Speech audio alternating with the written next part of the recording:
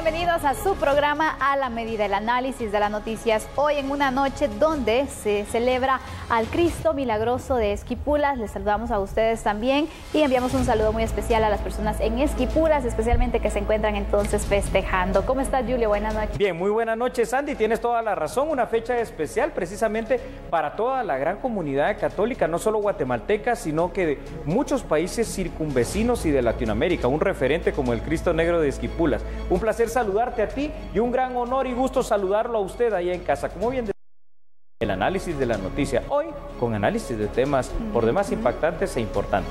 Hablaremos acerca de la situación migratoria, qué está pasando con este tema. Usted conocerá entonces aquí toda la información y el análisis correspondiente del mismo. Pero ¿qué te parece si iniciamos con los titulares? Me parece excelente, Sandy, por favor. Conozcámoslos, bienvenidos.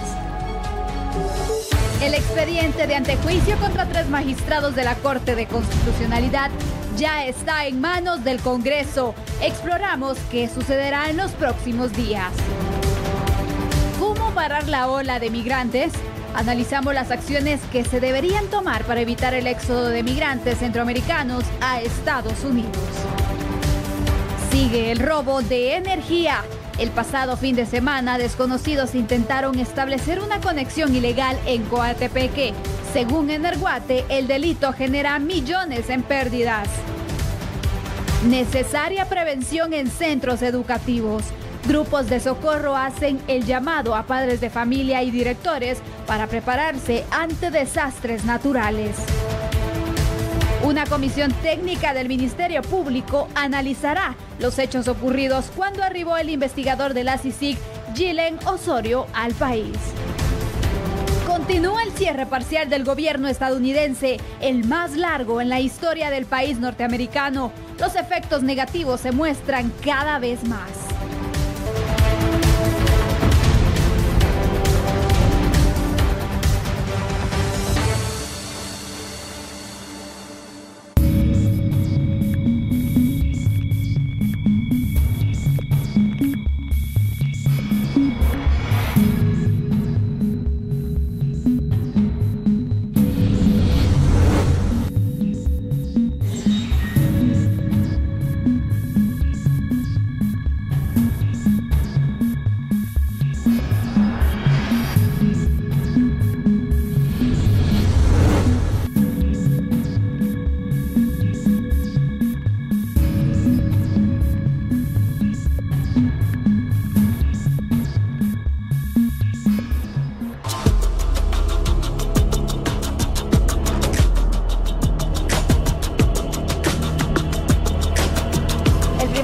De análisis, el tema migratorio. Resulta que cientos de hondureños partieron la noche del lunes en una caravana de la ciudad de San Pedro Sula, determinados a huir de la violencia que ocurre en su país y encontrar así un mejor futuro, pero en Estados Unidos.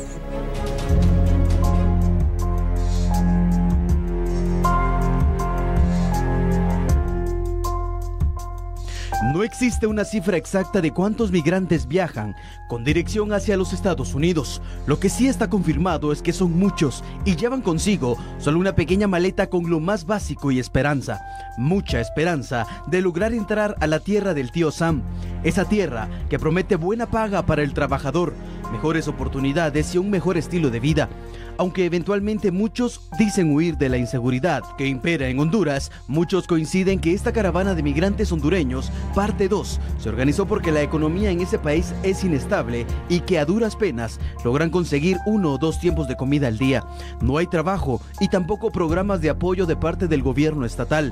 Para ellos no existe un muro que los detenga. Si bien es cierto, ellos tienen claro que hay un pequeño porcentaje sobre 100 de poder cruzar al otro lado y que las probabilidades son altas de no lograr pisar territorio estadounidense. A ello se le debe de sumar que el camino es largo, peligroso y que deberán aguantar hambre, sed y dormir muchas noches, quizá en una banqueta. Sin embargo, eso es lo que menos les importa. El objetivo es claro y viajan en caravana para enfrentar en conjunto los riesgos que representa el trayecto. Es importante que entendamos el contexto de esta historia. Hace casi 3 meses, un grupo de miles de hondureños y varios migrantes centroamericanos emprendieron un viaje similar. Para ellos, la realidad sigue siendo la misma. Aún permanecen en la frontera México-Estados Unidos. Siguen esperando una respuesta a su solicitud de acceso migratorio de forma irregular. De modo que a esta caravana de indocumentados nada les garantiza que podrán cumplir sus sueños y objetivos. Quizá el futuro para ellos sea menos alentador que quienes lo intentaron hace algunos meses. Quizá no logren cruzar siquiera la frontera Guatemala-México. No tienen nada asegurado, ni el agua que han de beber. Aunque en nuestro país existen muchos guatemaltecos solidarios que de seguro los apoyarán y darán ánimo para que culminen su viaje. Las autoridades guatemaltecas, por otra parte, se preparan para darle acompañamiento humanitario a esta caravana.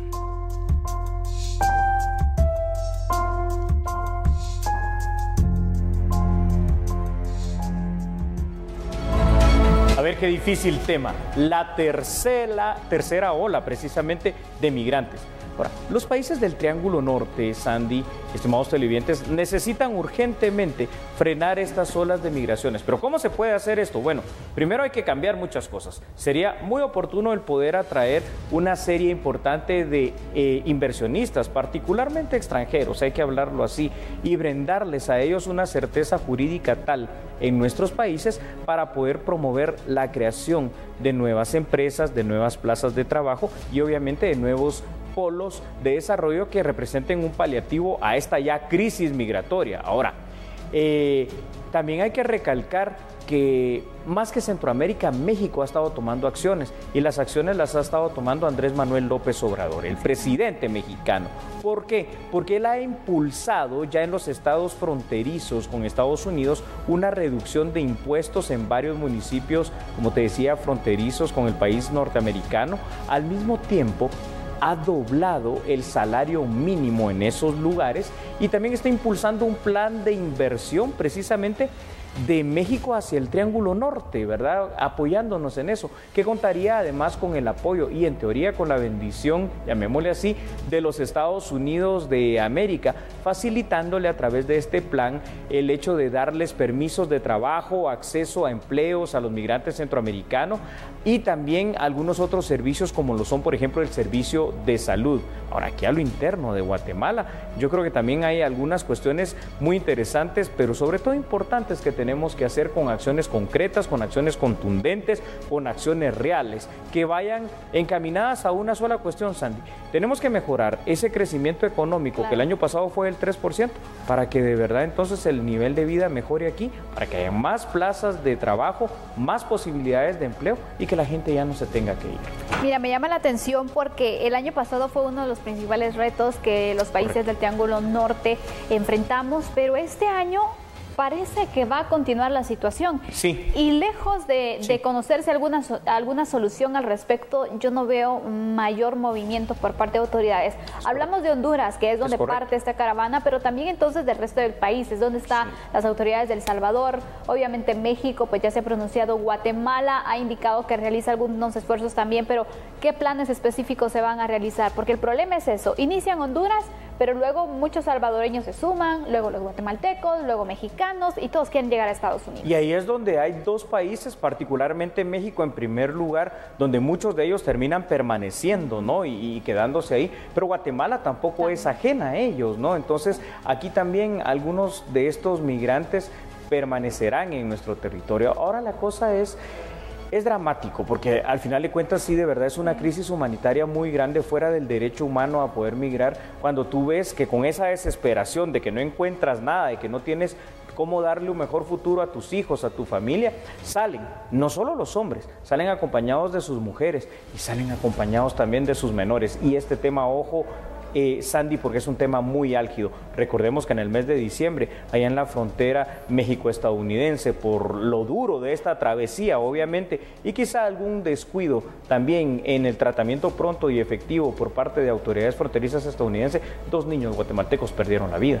Y mira, Julio, al final todavía se sigue teniendo la idea, porque hemos visto que no ha sido así, el hecho de que hay padres que viajan con sus hijos. Sí, se da a conocer 2 escenarios. Uno, porque no los quieren dejar, no tienen con quién, y bueno, la preocupación de que ellos tienen que estar al resguardo de sus hijos. Así es. Y 2, porque ven también la posibilidad de que ingresando a territorio norteamericano con un menor pueden optar algún tipo de beneficio, situación que en este momento no se está aplicando. No es cierto. No te recuerdas esa política tan dura realmente que se ha aplicado desde el año pasado, que mermó un poquito en cuanto a la separación de aquellos niños que viajaban con sus padres ya en territorio estadounidense, pero es que ahora ya ni eso, es decir, ahorita ya no están entrando y los que están entrando pues no se les está dando ese asilo político y más bien los están deportando, ¿verdad? Y esta es una situación tremenda. Sin embargo, hay otros aspectos que tenemos que considerar en este tema, Sandy, que no son menos importantes de los que hemos hablado. Por ejemplo, los gobiernos centroamericanos y sobre todo Honduras, El Salvador y Guatemala deben apostar por un desarrollo sostenible de las áreas rurales. Es que esas áreas siempre están generalmente olvidadas y la inversión nacional y extranjera no llega para nada ahí. Entonces, esto hay que mejorarlo de una manera sostenible, pero también es importante saber que nosotros somos un país, por ejemplo en el caso de Guatemala, que está muy afecto al cambio climático, y ese cambio climático, si no lo sabemos tratar y tener acciones preventivas para tener tal vez alguna otra actividad económica, los campesinos al final de cuentas por esa desesperación y porque no encuentran una forma de sostenerse ellos y sus familias, seguirán migrando. Asimismo, es importante mejorar algunos aspectos, entre ellos la seguridad. ¿Para qué, Sandy? Para que podamos atraer más turistas aquí a Guatemala y definitivamente también que podamos crear, porque tal vez a eso no le hemos apostado. Hay incentivos fiscales que si tú quitas ciertos impuestos puedes crear zonas francas y al crear zonas francas puedes estimular polos de desarrollo muy importantes con inversión particularmente extranjera, donde muchas personas se verían beneficiadas. Pero aparte de eso, de crear los incentivos, que está muy bien y me parece muy interesante tu propuesta, también el tema, ¿qué le vas a ofrecer a estas empresas, a estos inversionistas cuando vienen a nuestro país? Y probablemente encuentran la inseguridad, encuentran la poca certeza jurídica y al final entonces, aunque les des buenas condiciones, no solamente ellos toman en cuenta eso. Excelente lo que has dicho, Sandy, porque precisamente esos dos factores son los que debes ofrecer a todo inversionista. Que haya seguridad para que efectivamente sea una inversión segura dentro de un ambiente estable, pero que haya esa certeza jurídica. Me quedo casi que para conclusión también con un tema más que debemos, no podemos ser, digamos, no podemos abstraernos de él. El hecho de que en las áreas rurales algo hay que hacer, porque pareciera ser, por lo menos en estos países centroamericanos y Guatemala particularmente, que mientras más pobre es la familia y el matrimonio, más hijos tienen. ¿Dónde están los esfuerzos sociales, familiares y estatales para la prevención de embarazos en jóvenes, para tener este tipo de educación sexual en todo nivel y que ya no siga siendo un tabú que nos tiene sumidos con estas altas tasas de natalidad, las cuales ya no son sostenibles para ningún país centroamericano? Recordemos que Estados Unidos está pasando también por momentos críticos en el tema económico. Correcto. Tenemos el cierre parcial entonces del gobierno, es decir, las condiciones están muy difíciles también, por lo tanto una solución a los problemas no la veo tan inmediata, pero ojalá que no se registren hechos trágicos, porque el peligro es latente en este recorrido hacia Estados Unidos. Vamos a darle seguimiento. De momento concluimos con este análisis. Somos a la medida.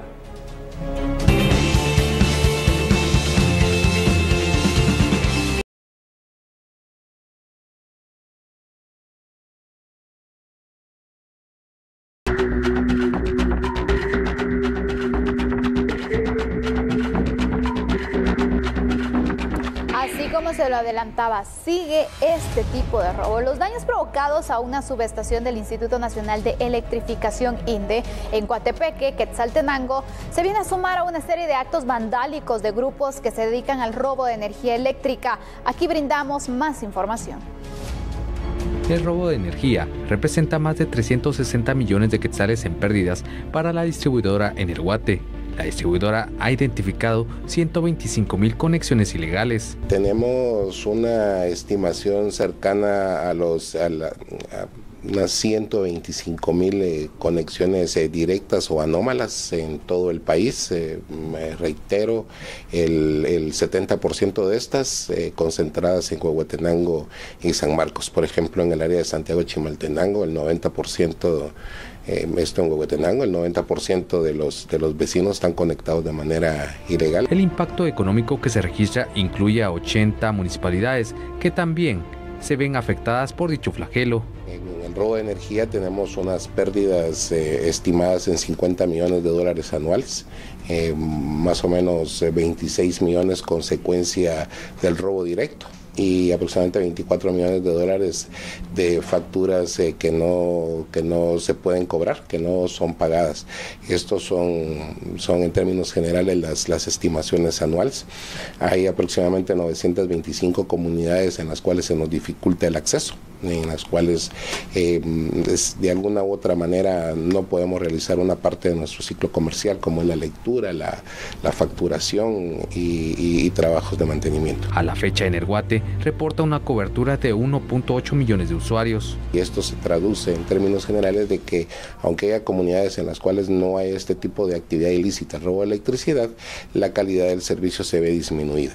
Esa es una de las preocupaciones, además de que en términos generales hay un endeudamiento de parte de las municipalidades.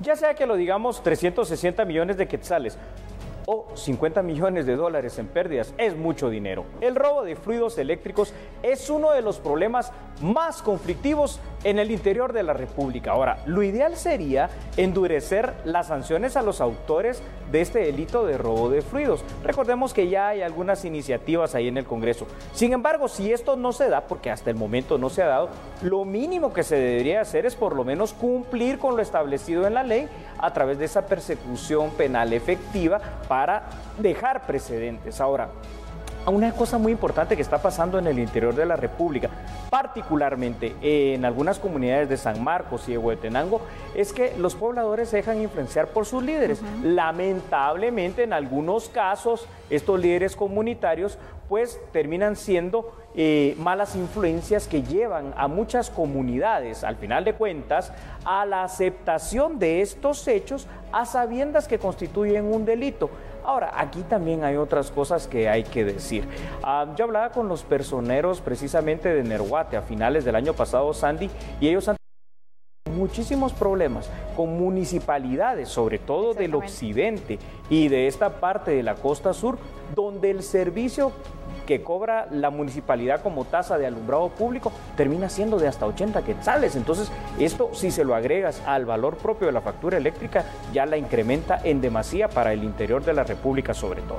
¿Crees tú que, por ejemplo, ese tipo de prácticas obliguen o hagan pensar a la gente? Porque, por ejemplo, ¿sí, Sandy? Si alguien gasta 300 quetzales en su factura, o eso es lo que le sale mensualmente, y viene alguien y le dice, mire, yo le doy la energía y me va a pagar 100. Sí, definitivamente. Por las condiciones económicas puede entonces pensar, bueno, ¿quién se va a dar cuenta? O a lo mejor pensarán que están bajo la legalidad cuando no es así. Probablemente en algunos casos piensen que están bajo la legalidad y que se lo están comprando a alguna empresa privada, distribuidora, pero lamentablemente esto no es cierto. Al final de cuentas terminan siendo robos de fluidos eléctricos donde los venden inclusive. Claro. Tú pusiste ahorita un precio, fíjate que hay lugares donde se ha logrado determinar que les dan ese servicio, robado obviamente por 35 quetzales. Entonces, por supuesto que las personas se van y se decantan por eso. Si eso tú haces el parangón con los 300, 350 o 400 quetzales, la gente dice, no, definitivamente me voy acá.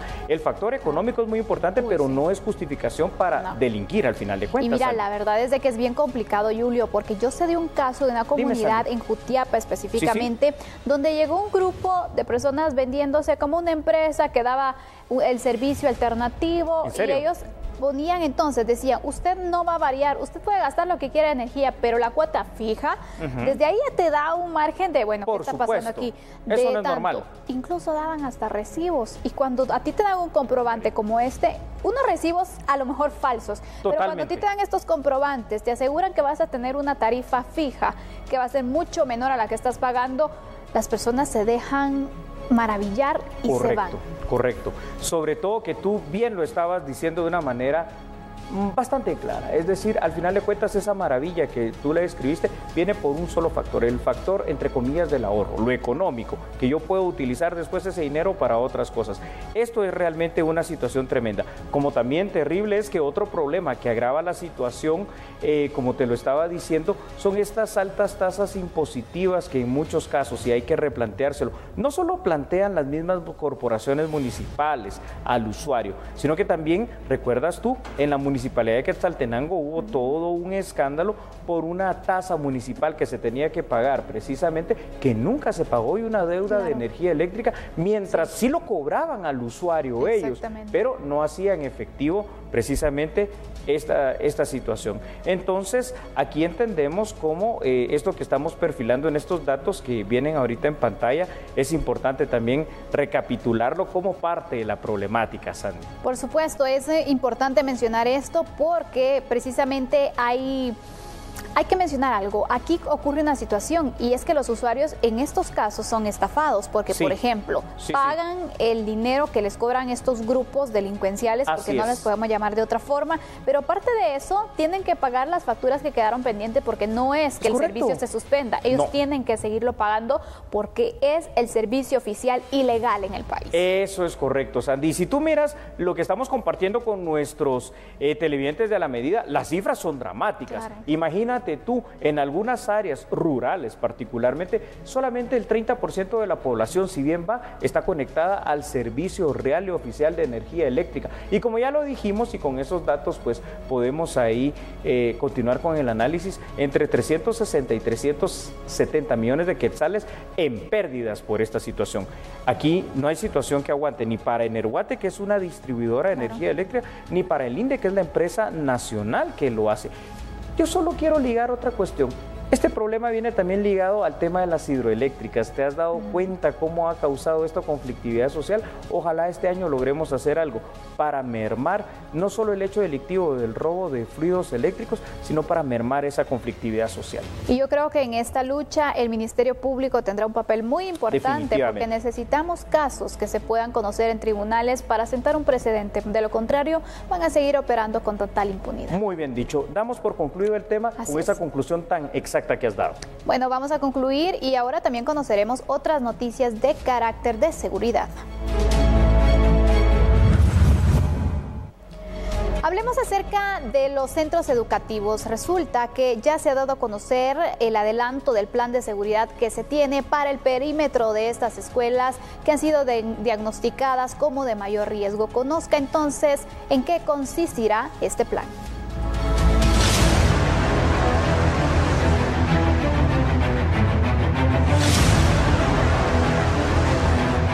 Según lo establece el Reglamento de Salud y Seguridad Ocupacional, todas las empresas, incluyendo los centros educativos, tienen la obligación de formar comités de desastre cuya función se enmarca en establecer planes de prevención, salidas de emergencia, entre otras funciones. De los países donde se tiene implementado este tipo de planes, por ejemplo, Chile es un ejemplo, sí se salvan muchas vidas. Y en Guatemala pues tenemos desastres de todo tipo, pero fundamentalmente tenemos terremotos, inundaciones, alud y por supuesto incendios que también por alguna falla estructural o algún cable suelto se puede tener un incendio.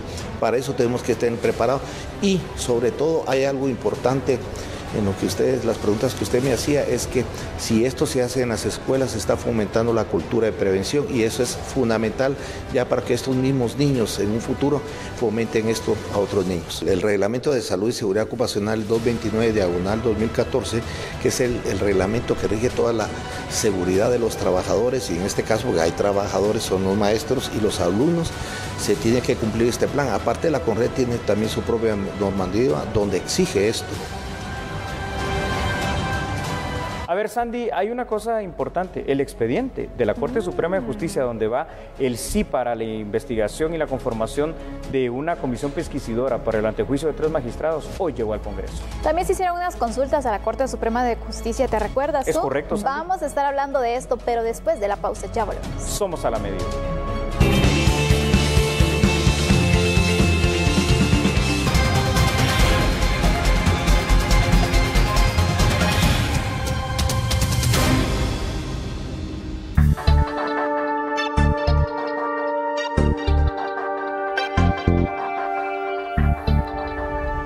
Tal y como se lo adelantábamos antes de irnos a la pausa, la Corte Suprema de Justicia notificó al Congreso de la República y a otras personas sobre la decisión de 10 magistrados de aceptar para su trámite una solicitud de antejuicio que presentó la Asociación de Dignatarios de la Nación en contra de 3 magistrados de la Corte de Constitucionalidad. Este martes 15 de enero, la Secretaría de la Corte Suprema de Justicia entregó en el Congreso de la República el expediente en el cual se solicitó el retiro de inmunidad para 3 magistrados de la Corte de Constitucionalidad que hizo la Asociación de Dignatarios de la Nación, al considerar que los funcionarios se excedieron en sus funciones en una acción de amparo. Con la entrega del expediente le corresponde al organismo legislativo conformar una comisión pesquisidora para continuar con el trámite de la petición de antejuicio. Quería estar haciéndoles el comunicado a través de oficiarlo al Congreso de la República como corresponde. Los votos de las magistradas debidamente razonados ya han sido incorporados al expediente para que las partes interesadas tengan conocimiento de la información como es debido. Los 10 magistrados del Palacio de Justicia, en su análisis jurídico, llegaron a la conclusión que la querella no fue promovida por razones espurias, pues los señalamientos se fundamentan en la documentación acompañada. Además, que no se promovió por razones ilegítimas, debido a que los motivos por los cuales se presentó la petición de retiro de inmunidad no quebranta principios o valores constitucionales. Por último, determinaron que no se presentó por razones políticas. En el expediente evidenciaron que no existe alguna relación política entre las partes interesadas. Bueno, ahora definitivamente en este sistema de pesos y contrapesos pasó el juicio jurídico, llamémoslo así, inicia el juicio político en el Congreso de la República. ¿Por qué? Porque como usted bien sabe, el Congreso tendrá ahora que poner a trabajar a sus asesores jurídicos en primera instancia para determinar algo, ¿verdad? Si se debe crear una sola comisión pesquisidora para investigar en su conjunto a los 3 magistrados o en todo caso 3 comisiones a efecto de poder investigar por separado la acción de cada uno de los magistrados. Independientemente cómo sea, inicia esta parte, ¿verdad? Se conformará, en teoría, según la ley del organismo legislativo, una comisión pesquisidora integrada por 5 diputados que van a ser elegidos al balotaje, es decir, a través de un sorteo. La primera de las bolitas que diga cuál es el nombre del primer diputado electo a través de este sorteo va a constituir el presidente de la comisión pesquisidora. La segunda será el secretario de esta comisión y los otros 3 van a ser vocales. Ellos de alguna manera van a tener a la vista este expediente que ha enviado, como ya lo razonó la Corte Suprema de Justicia a través de 10 magistrados, no por razones espurias, sino porque sí en la documentación que ellos vieron algún indicio de que se pudo haber cometido cualquiera de los 4 delitos de los cuales se está querellando a los magistrados de la Corte de Constitucionalidad, y el plazo, Sandy, será de entre 30 a 60 días para presentar este informe a la Junta Directiva del Congreso de la República y que ya se conozca el informe y se vote si en todo caso se quita o no el beneficio del antejuicio. Esto ya lo sabemos bien. Por supuesto, mira, la consulta que hacen los magistrados de la CC en este caso hacia los magistrados de la Corte Suprema de Justicia sobre la decisión que tomaron, creo que fue oportuna, porque entonces recalcan los magistrados de la Corte Suprema de Justicia por qué tomaron la decisión de darle trámite a esta solicitud de antejuicio. Finalmente, en materia legal no hay duda, si lo queremos ver desde este punto, ahora tocará entonces que los diputados puedan analizar la situación y tomar sus propias decisiones. Y es que fíjate, Sandy, que a veces las personas hablan de Estado de Derecho y el Estado de Derecho funciona de esa manera. A veces hablamos aquí de los sistemas de pesos y contrapesos, y es precisamente esto. Ya lo conoció un poder estatal como es el judicial, ahora lo conoce el otro poder estatal que es el legislativo, dependiendo de lo que pase. Supongamos que al final de cuentas ellos en el juicio político decidan o recomienden que hay que quitarles el beneficio del antejuicio. No es que ellos se lo van a quitar, ya pasa a las instancias de justicia y ahí ya viene una situación formal con los actores, ¿verdad? La defensa técnica o defensa pública penal, el Ministerio Público y los jueces que ya dentro del sistema de justicia retomarán este caso y las investigaciones pertinentes de la querella en todo caso. Y así es como debe funcionar un Estado de Derecho. Ahora bien, midamos las fuerzas, pero en el interior del Congreso de la República, con las bancadas. ¿Tú crees que de darse la recomendación de retirar la inmunidad a estos 3 magistrados hacia el Pleno, crees que se pueda tomar la decisión de aprobar esa moción? A ver, es muy importante lo que estás preguntando, Sandy. Primero, porque para una decisión tan importante, pues son funcionarios de un altísimo rango, claro, magistrados de la Corte de Constitucionalidad, es una decisión no tan simple, no es una mayoría simple, sino que una mayoría calificada. Es decir, en otras palabras, tú conoces muy bien la fuente del Congreso de la República. Son 105 votos o 105 diputados de 158. Contando que algunos pueden estar ausentes y que no lleguen. Claro. Yo quisiera que tú tienes información ayer que se miraba entre comillas aparentemente un poco vacío el Congreso porque algunas bancadas de oposición se salieron de escuchar el informe. ¿Cuántos diputados habrán habido allá adentro? Habían aproximadamente 109 diputados, es decir que se tienen al menos 105 diputados que posiblemente llegarían, porque tomemos el punto de vista desde la asistencia. Esa es la respuesta. Esa es la respuesta precisamente. Esa es la respuesta precisamente y sobre todo porque al final de cuentas se espera que todos sean objetivos. Es decir, me refiero no solo a los 158 diputados, sino que al final de cuentas también la comisión pesquisidora. Y aquí hay algo que llama la atención. Normalmente, como esta es una situación inédita, magistrados de la Corte Suprema de Justicia siempre habían rechazado estas cuestiones, pero hoy le dieron trámite porque ellos dijeron en su razonamiento que no es una denuncia espuria y que sí hay fundamento. Claro. Legal. Entonces ese fundamento legal habrá que investigarlo, habrá que conocer el expediente y ¿por qué no? Esta es la otra parte y es una parte buena. Esperemos que en todo caso que las personas que van a ser investigadas, en este caso los magistrados de la Corte de Constitucionalidad, si lo cita el Congreso, porque puede pasar que la comisión que lleguen, ¿no? Para hacer más transparente esta situación. Tendrían que tomarlo de esa manera, no tomarlo como algo personal, sino al final poderse defender también, que tienen el derecho. Es correcto, Sandy. Vamos a poner en pantalla para que los televidentes vean una información que realmente ya compartimos con ellos cuando hablábamos del informe que hará la comisión postuladora y que tiene que votar, que en ese plano precisamente estamos acá para ver si se logra o no en todo caso la mayoría calificada.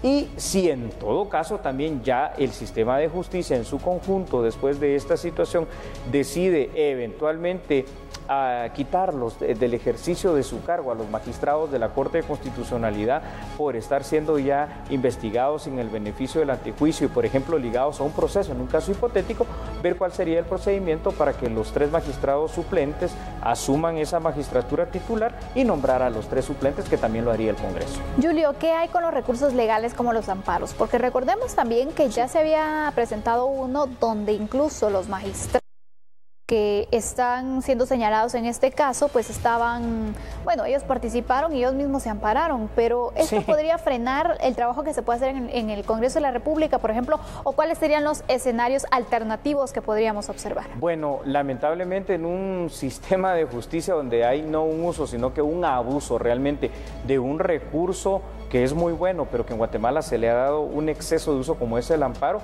sí, por supuesto que ese es un riesgo real. Lo que pasa es que es lo que hablábamos el otro día, Sandy. Es una situación que aunque está establecida en la ley, no parece lo más ético. Es decir, si los están investigando, yo creo que los más interesados, ojo con lo que voy a decir, los más interesados al final de cuentas en que se esclarezca esto y que los investiguen de lo que se les acusa, deberían de ser los mismos 3 magistrados querellados. En todo caso, ¿verdad? Si son inocentes de esa situación, pues para poder demostrarlo de esa forma, porque de lo contrario sí se estaría creando una interferencia que no es sana, porque tú no puedes ser, y lo decíamos la semana pasada, juez y parte, ¿verdad? ¿Quiere que le haga algo malo, sí o no? A mí, no, ¿verdad? Es mi respuesta, pero quedan todas las dudas en la población, en el ambiente político y sobre todo esa polarización que al final de cuentas seguiría creándose por esa situación en la cual uno vería que no es equitativa la justicia y que no se investiga a todos por igual. Julio, ¿qué recomendaciones y a manera de conclusión se les podría dar a la comisión pesquisidora para que de esta manera también ellos garanticen transparencia, que den a conocer a la población que la decisión que se tome es responsable y es apegada de derecho? Yo creo que tú lo has dicho de buena manera y me voy a basar básicamente en lo que dijiste. Primero, que hagan un trabajo eficiente, efectivo, eficaz y rápido, ¿no? Pero además que sus reuniones sean públicas. ¿Para qué? Para transparentar también su proceso, obviamente, de investigación, porque así es como deben de llevarse este tipo de procesos. Y al final de cuentas, ya sea la decisión que vayan a recomendar a Junta Directiva del Congreso de la República, que sea primero basado en ley y en derecho, y obviamente también con pruebas contundentes, ya sea para recomendar que se quite el antejuicio o en todo caso para que no se haga. Así es, Ana. Sandy. Muy buenas conclusiones, Gracias, Julio. Sandy. Agradecemos también a usted por estar pendiente de este análisis. Ahora esperar a informarse para de esta forma que nadie nos dé, como bien dice, atol con el dedo. Eso es correcto, muy bien dicho. Continuamos con otra información. Hay una comisión técnica del Ministerio Público que analizará la injerencia ilícita señalada por la Dirección General de Aeronáutica Civil el día del ingreso al país del investigador de la CICIG, Gillen Osorio. El Ministerio Público creó una comisión para analizar lo ocurrido el pasado 5 y 6 de enero, cuando arribó el investigador de la CICIG, Gillen Osorio, al país, y que el personal del Ministerio Público ingresó por un acceso no permitido al Aeropuerto Internacional Aurora. Por lo que verificarán si hubo o no algún tipo de injerencia ilícita y violación al convenio interinstitucional entre el Ministerio Público y el Ministerio de Comunicaciones. Se determinó la instalación de una comisión técnica que verificara cualquier necesidad de modificación al convenio en específico o la necesidad de la emisión de algún protocolo o instrucción específica sobre el actuar de la Fiscalía en el aeropuerto, ¿verdad? No existe, digamos, ya un informe de la comisión, tampoco existe una directriz sobre modificaciones del convenio o sobre cualquier otro cambio que pueda haber en la relación aeronáutica civil-Ministerio Público. Podría ser que a raíz del informe se determine la actuación de determinado personal fiscal o la recomendación de algún cambio. La semana pasada, la Dirección General de Aeronáutica Civil dio por terminado el convenio señalando injerencia ilícita, pero días después dio marcha atrás. En relación a esto, el secretario de Política Criminal del Ministerio Público, Julio Cordón, indicó que la Oficina de Persecución Penal de Delitos Cometidos en el Aeropuerto continuó trabajando. Al contrario, siguió funcionando con total normalidad, tampoco hubo ninguna situación de hecho por parte de Aeronáutica Civil sobre el funcionamiento, y al día sábado, que fue donde la dirección o el director presenta la revocatoria de su decisión, la agencia fiscal en el aeropuerto siguió funcionando con total normalidad. Pero para responder su pregunta, la agencia fiscal funcionó plenamente con todas sus funciones durante toda la semana anterior y actualmente sigue con esa plenitud de funciones. Bueno, y vienen otras noticias, tanto del ámbito nacional como internacional, pero antes iremos a hacer otra cosa, Sandy. Vamos a una pausa, ya regresamos. Somos a la medida.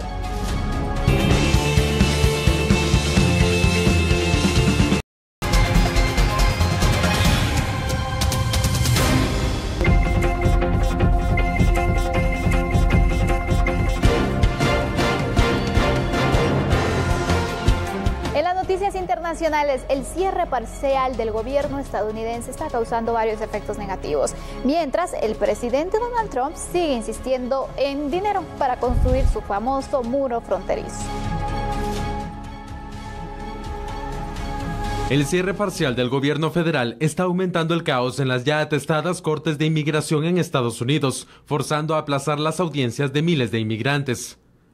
Para algunos, significa que tendrán que esperar años hasta que reciban una nueva fecha para comparecer en la corte. Para otros, con pocas probabilidades de recibir asilo, el cierre del gobierno puede ayudarlos a evadir la deportación por más tiempo. Uno de los efectos del cierre es que aumentan las demoras que el gobierno del presidente Donald Trump ha criticado.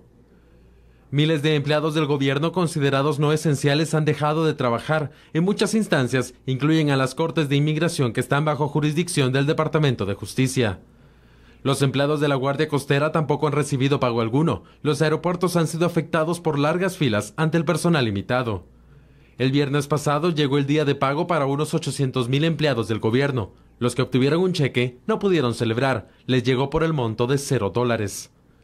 Los miles de empleados que no tienen paga se ven forzados a reducir sus gastos, solicitar apoyo por desempleo o pedir préstamos para mantenerse a flote. El cierre del gobierno ya alcanzó los 25 días, el más largo de la historia. Cerca de 420,000 empleados federales fueron considerados esenciales y están trabajando sin paga.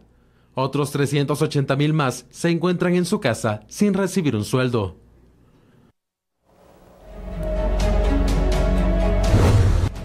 Bueno, y regresamos al ámbito nacional, aunque con algún tinte también de internacional. ¿Por qué, dirá usted? Bueno, porque Guatemala participará precisamente en la Feria Internacional de Turismo en España, por medio de la tecnología los visitantes conocerán diferentes de los destinos turísticos que tiene nuestro país. Veamos la información aquí en A la Medida. Guatemala, a través del Instituto Guatemalteco de Turismo, se prepara para la próxima Feria Internacional de Turismo a realizarse en España, en la cual participarán más de 18 promotores turísticos. La feria se llevará a cabo a partir del 23 al 27 de enero y se estima una asistencia superior a los 250,000 participantes y la concreción de más de 6,800 encuentros de negocios organizados en dicha feria. Con la participación de Guatemala en esta feria, se busca promover al país como destino turístico. El stand de Guatemala en el evento internacional contará con exposiciones de última tecnología por medio de dispositivos de realidad virtual con puertas o portales de entrada a diferentes destinos del país, lo cual será por medio de una combinación entre la realidad aumentada y realidad virtual, lo que convertirá el stand del país en una atracción tecnológica para visitar en la Fitur. Guatemala participará en 47 ferias más durante el 2019 para promover con mayor efectividad al país.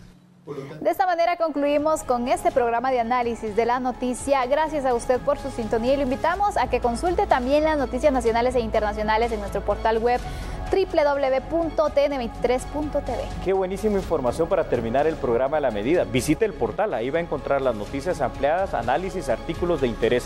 Por de pronto, gracias Andy por compartir una noche más completamente en vivo y a usted muchísimas gracias por permitirnos entrar a su hogar. Dios le bendiga, hasta mañana. Feliz noche.